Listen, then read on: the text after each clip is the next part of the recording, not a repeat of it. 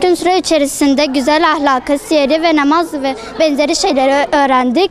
Bu süre içerisinde kişilere çok faydalı oldu. Çünkü küçükken öğrenmek istemeyip de büyüdüğünde öğrenmek isteyenler ve utananlar da bu sayede öğrenmiş oldu.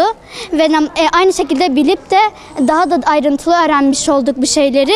Yani kampın bize çok faydası oldu ve kampı yapanlara da ayrıyeten çok teşekkür ediyorum. Ve hocalarımıza, üstümüzde duran hocalarımıza, sizlere, yardım eden herkese de tekrardan teşekkür ediyorum. Kur'an Nesli Platformu Cizre temsilciliği olarak Hayat Namazla Güzeldir temalı etkinliğimizin çok şükür finaline gelmiş bulunmaktayız. Çocuklarınız 7 yaşına geldiği zaman onlara namazı emredin hadisi şerifine göre alt yaş 7 yaş, üst yaş da 10 olmak üzere erkek ve kız çocuklarımızı 2 haftalık bir eğitim sürecinden geçirdik.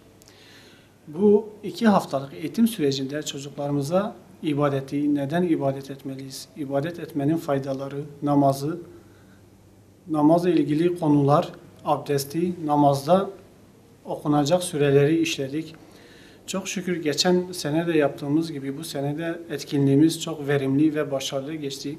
Biz inanıyoruz ki namazla inşa edilen bir nesil geleceği daha iyi bir şekilde inşa eder ve diyoruz ki namazla ikame edilen her bir genç gelecekte bir toplumu daha iyi bir şekilde ikame edecektir.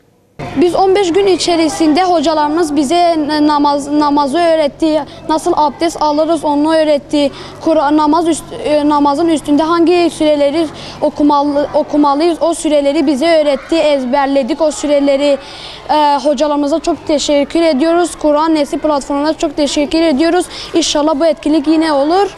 Herkese teşekkürler. 15 gün boyunca sevdalarımız bize namazı öğretti, Kur'an'ı sevdirdi, namazı sevdirdi. Namaz kılmak bizi çok heyecanlandırdı. 15 gün çok güzel geçti. Bu etkinliğin yine olmasını istiyoruz. Bize hediye verdiler, Allah onlardan razı olsun. Biz bu 15 gün içerisinde namaz kılmayı öğrendik. İlahiler söyledik, hocamız bize etkinlikler yaptı. Ve biz bu hocamıza teşekkür ediyoruz. Biz süreler, ayetler ezberledik. Onun neticesinde ilahiler de ezberledik. Kur'an sürelerini de.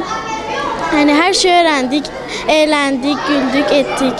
Mesela önceden nasıl namaz kılacağımızı bilmiyorduk ya da nasıl davranacağımızı bilmiyorduk, adapları bilmiyorduk. Ama oraya geçtikten sonra işte yani işler değişti.